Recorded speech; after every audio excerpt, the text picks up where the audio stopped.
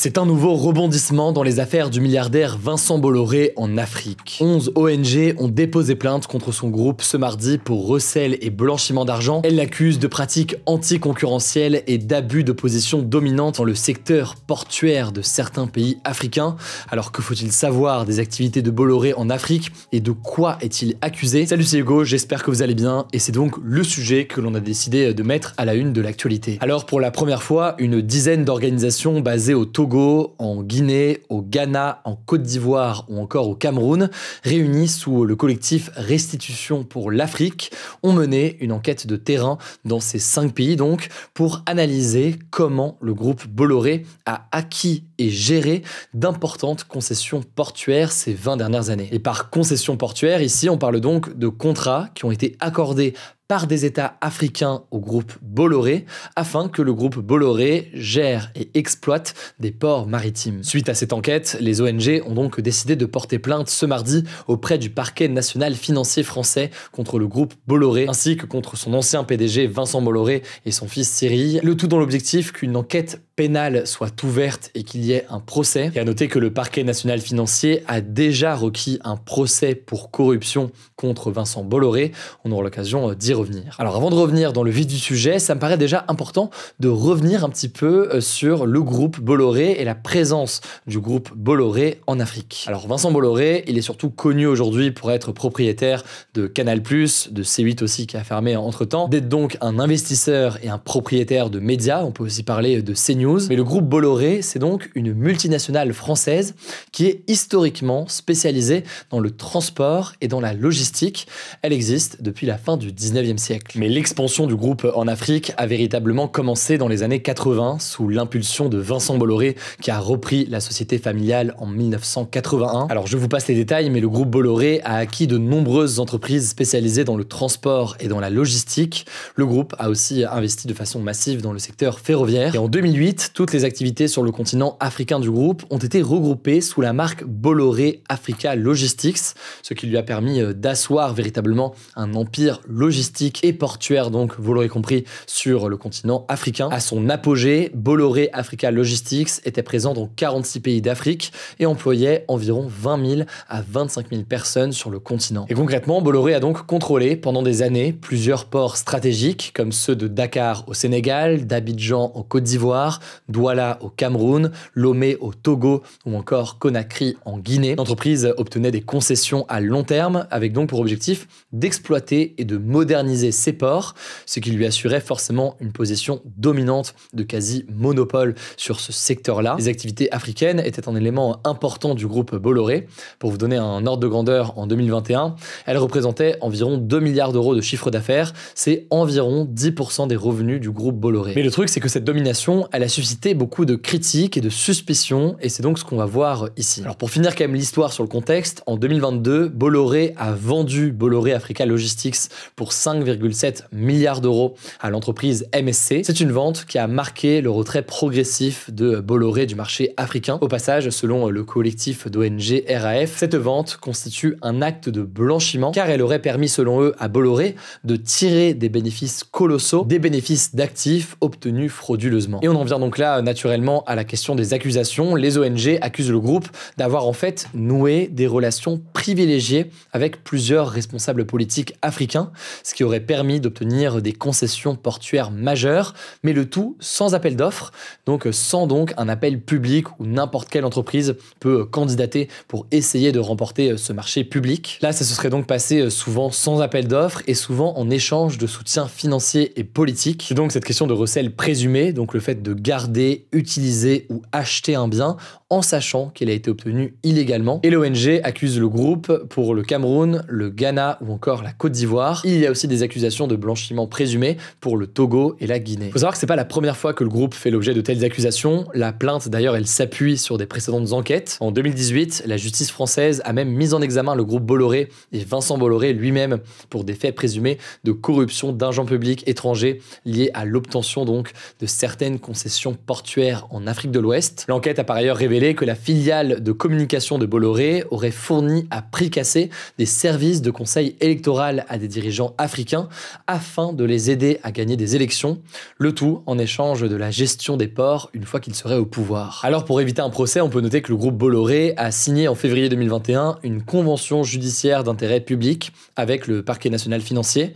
Et concrètement, le groupe a reconnu des faits de corruption au Togo et a accepté de payer une amende de 12 millions d'euros. Une convention qui a mis fin aux poursuites contre le groupe, mais qui ne concerne pas Vincent Bolloré en tant que personne physique. Bon, mais là, vous l'aurez compris, et je rentre pas dans les détails, mais cette nouvelle plainte, elle ne se limite pas au Togo ou à la Guinée. Elle met en avant d'autres concessions portuaires obtenues dans des conditions donc qui sont pointées du doigt par les ONG. Bon, et ce qu'on peut noter au passage, c'est qu'au-delà de la volonté d'ouvrir un procès, etc., les ONG, elles réclament aussi que les bénéfices tirés de la vente de Bolloré Africa Logistics, la vente donc qui a été faite à MSC, les ONG réclament que les bénéfices tirés de cette vente soient restitués aux populations lésées. C'est quelque chose qui est permis en fait par la Convention des Nations Unies contre la corruption, une convention qui date de 2003 avec une loi française aussi en 2021 et qui permet de financer des projets de développement dans des pays étrangers grâce à des avoirs qui ont été saisis, par exemple, dans des affaires de corruption. Et c'est ce que dit d'ailleurs Jean-Jacques Lumumba, qui est lanceur d'alerte à la tête de ce collectif d'ONG.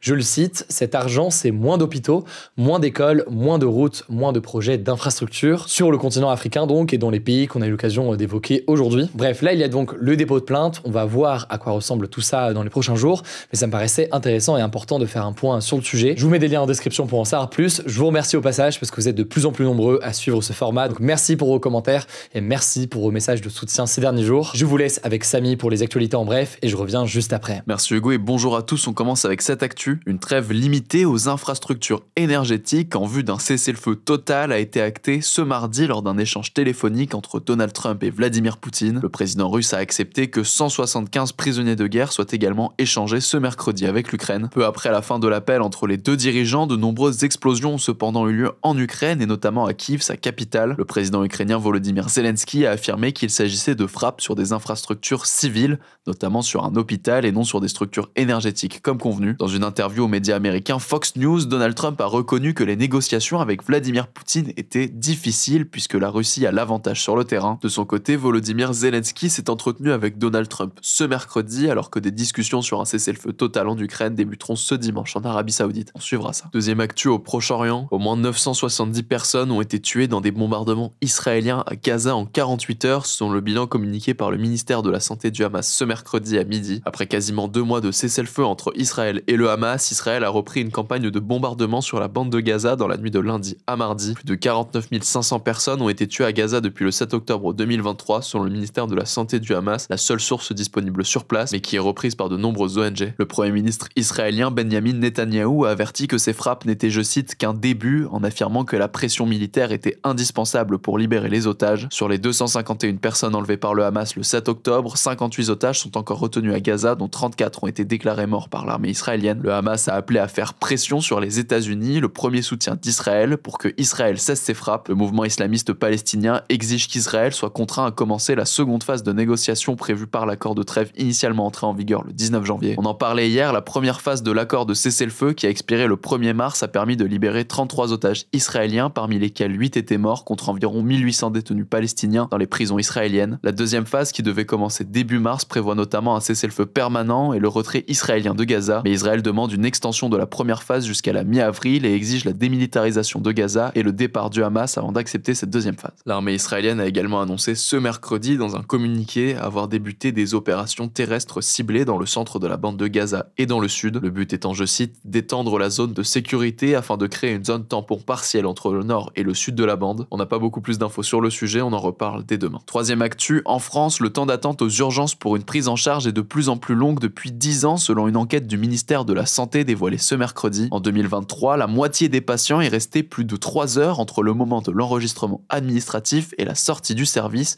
contre 2h15 en 2013. Toujours selon l'étude, qui a analysé sur une période de 24 heures plus de 700 centres, un quart des patients a passé plus de 5h30 aux urgences, contre 4h15 en 2013, et environ 15% des patients ayant même passé plus de 8 heures, contre 9% en 2013. Parmi les raisons avancées pour expliquer ce temps d'attente, on retrouve notamment le manque de personnel de santé ou encore la diminution du nombre de lits d'hospitalisation en baisse de 11% en 10 ans, ce qui rallonge donc le délai avant qu'un lit se libère. Quatrième actu, le théâtre de la Gaîté Lyrique à Paris, qui était occupé depuis décembre par près de 450 jeunes migrants qui demandaient à être hébergés, a été évacué ce mardi par les forces forces de l'ordre. Dans le cadre de cette opération, 46 personnes ont été interpellées selon le préfet de police de Paris. 9 blessés légers ont été recensés, dont 7 migrants, un CRS et un journaliste, alors qu'une foule s'était réunie devant les lieux en soutien. La députée de gauche Danielle Simonet, présente sur place, a dénoncé auprès de l'AFP, je cite, une intervention extrêmement violente. Selon la préfecture, des propositions de relogement ont été faites, mais le collectif des jeunes du parc de Belleville, qui regroupe certains des jeunes exilés présents à la Gaîté Lyrique, a affirmé, je cite, que l'État ne propose que des places temporaires et en région et donc hors de Paris. Cinquième actu, Suni Williams et Butch Wilmore, les deux astronautes américains qui étaient bloqués dans la station spatiale internationale depuis 9 mois, sont bien rentrés sur Terre ce mardi. Initialement partis en juin dernier pour une mission de seulement 8 jours, les deux astronautes avaient finalement été contraints de rester plus longtemps dans la station après que des défaillances ont été détectées sur le vaisseau Starliner de Boeing qui les avait acheminés jusqu'à l'ISS. Ces problèmes techniques avaient poussé la NASA à renvoyer le vaisseau à vide et à confier le retour des astronautes à l'entreprise SpaceX d'Elon Musk. Et on termine avec cette actu, le nageur Léon Marchand, quadruple champion olympique au JO de Paris 2024, est devenu la personnalité préférée des 7-14 ans selon le sondage annuel du journal de Mickey. Le classement a été réalisé en collaboration avec l'institut de sondage Ipsos et auprès d'un échantillon représentatif de 400 enfants qui devaient choisir parmi 85 personnalités francophones marquantes de l'année 2024. L'ancienne personnalité préférée des enfants, le rappeur Soprano, est descendu à la 4e place, le judoka Teddy Riner est 2e et le comédien Artus arrive lui en 3e position. A noter que la chanteuse Louane, qui est la première femme du classement, arrive en 14e position et aucun youtubeur comme Squeezie ou encore Inoxtag ne figure dans ce classement car ils ne sont pas encore assez connus chez les plus jeunes. Merci beaucoup Samy pour ces actualités en bref. Pour plus d'actualités, je pense que vous le savez, rendez-vous sur Instagram, le nom du compte c'est Hugo Décrypte, ce format il est aussi dispo en version podcast. Le nom du podcast c'est Hugo Décrypte, c'est sur Spotify, Apple Podcast, Deezer, etc. Abonnez-vous, ça prend 10 secondes et ça vous permet d'avoir l'essentiel de l'actualité aussi là-bas, mais aussi nos formats d'interview et nos formats d'actu pop directement sur le même podcast. Prenez soin de vous, prenez soin de nos proches et puis on se dit à demain pour une nouvelle vidéo.